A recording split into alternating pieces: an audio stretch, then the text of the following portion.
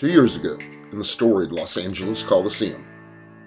450 Moto number 1 here on championship night. Drop the gate, let's go! Right at the front, who's there? Adam Cianciarillo, Ken Roxon. Two terrific stunts, down goes someone. What about Lawrence? Takes another shot at kickstart Kenny. Oh, Jet looked like he spun up right there. Lawrence, here we go, bigger speed, and makes that very clinical pass. James, did you see what I saw? What I saw. Jet saw what he saw. How about that? A quick look behind. Jet Lawrence wins Moto 1 and holds a 13-point championship lead going into the final race of the year. Look at the nod of the head. Yes, that's a little more like it, he says to himself. Seconds are counting down. The big bucks on the line. And this is for an SMX World Championship title. For one last time, it's time to bring the action for an SMX World title. Lawrence gets the jump at Sexton too. His mum and dad, his other brother Tater. It's such a tight-knit family. They love to have fun, but this is the business of motorcycle racing, and nobody does it better than Jet Lawrence, the SMX World Champion. Reasons, and winning is one of them. Yep.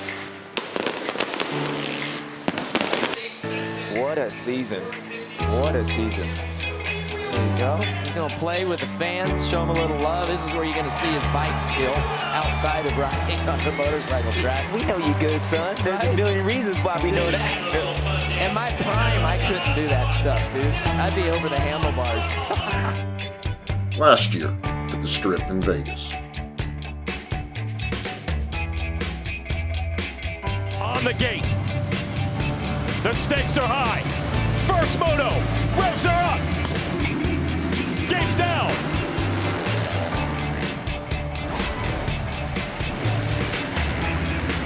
And it looks like Webb's going to do it. He's going to hold both the Lawrence brothers behind him. They're second and third. No, that's Eli Tomac. Oh, that's the three. Eli's There it is. running that scoop tire.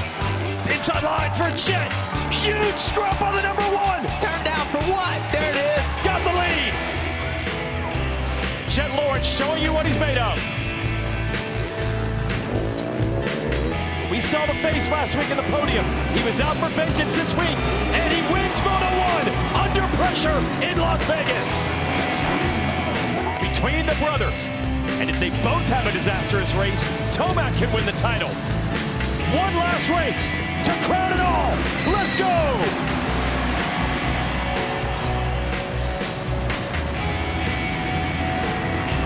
And the brothers shoot out together. Jet with a progressive hole shot. Is this a commercial?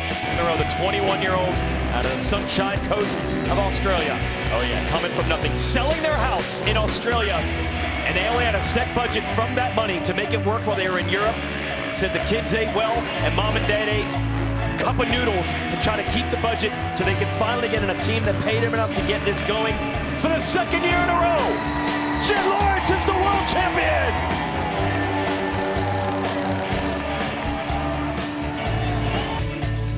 And again this year.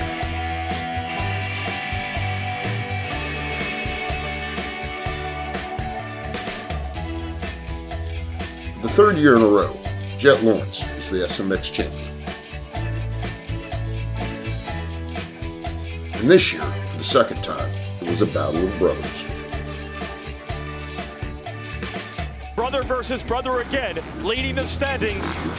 He began to climb, and now the Revs as well.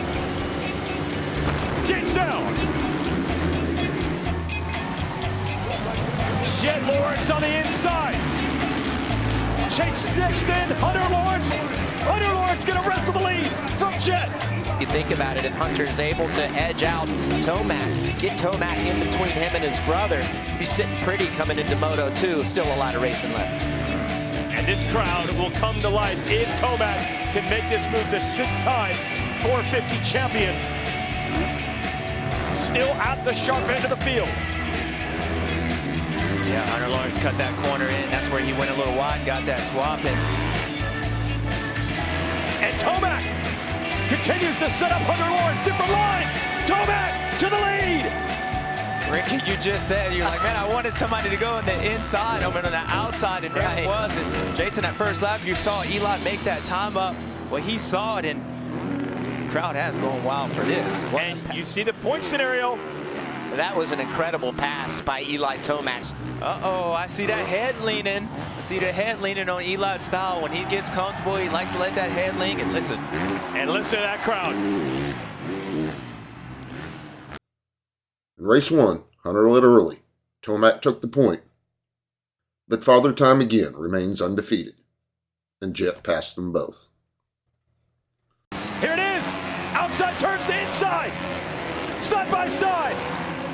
Got him. But, oh, Eli blocks. He's going to try the outside in. Here it comes. And it worked. Jet to the lead. Lawrence didn't go to work in earnest in the first moto until there was 10 minutes remaining.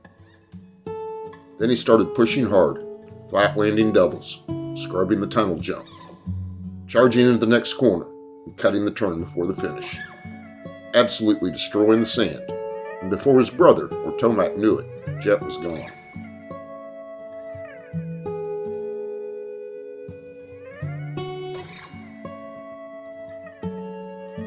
Race 2, Hunter gated second, and again seized the early lead. Card is sideways for the last time this year. The revs are up. Gates down. And not a good start for Jet. Couple riders down to the back. Jet is mid-pack. Eli Tomac up front again. Jet was buried in 5th or so, biding his time, slowly working his way up to 3rd. And for a time, Tomac held the keys to who would win, but it wouldn't be Eli. If Tomac were to pass Hunter, Jet would win. If Jet were to pass Eli, he would win. And he did. Late enough into the race to make one wonder if he could, he would. If it ends like this, it is still actually the 96 Hunter Lawrence who would have the title, but Jet's still trying to move up, battling Roxon. Yeah, he's going to have to, but he's also hoping for a stat that's something to happen that hasn't happened all year, and especially during the motocross, that either one of the Jet Lawrence or Hunter Lawrence have finished either 1 or 2 in a race outside the top 2. These brothers have been so consistent. At least one of them has been there, so need a little bit of help. That's all he can do is just continue to race forward. And the clock keeps ticking again. We kind of believe that the charge is coming from Jet, but at the moment, Hunter Lawrence has the race win and the championship. There's Jet Lawrence. He's got to go.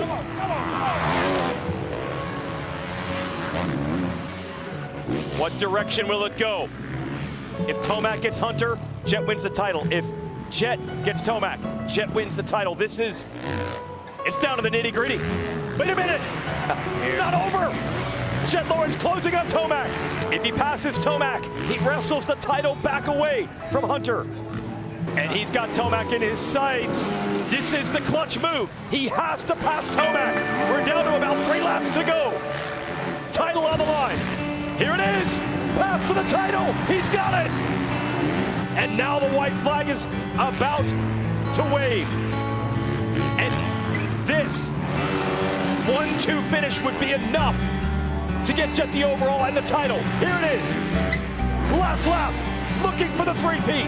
And for the 2nd year in a row, he's going to rip it away from his brother. Hunter Lawrence leads it all the racetrack. The fans salute the effort. He wins the Moto. But for the 3rd time, Jet Lawrence is the world champion.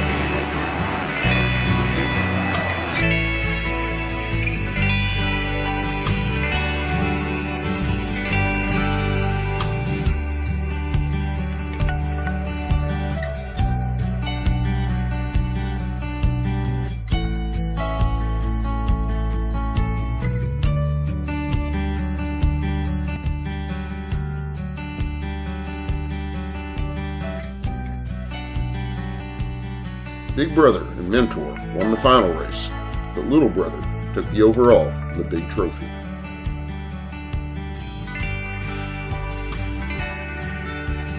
who can be surprised? Not only the best brothers of all time, by a wide margin, but in the running is the best Team Honda ever. Tall order for an entity that once housed David Bailey, Rick Johnson, Bob Hannah, and Johnny O'Mara in the same stable.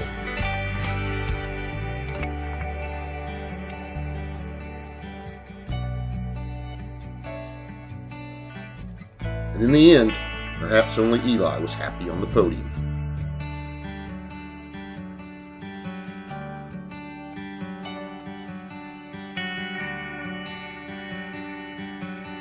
Jed is not only 3 for 3 in SMX titles, he has taken the overall in 6 of 9 events. He's also taken some $3.7 million in purse winnings.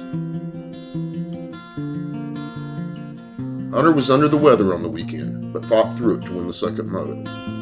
Unfortunately, his third in Moto 1 gave Jet the upper hand on the overall and ultimately the title.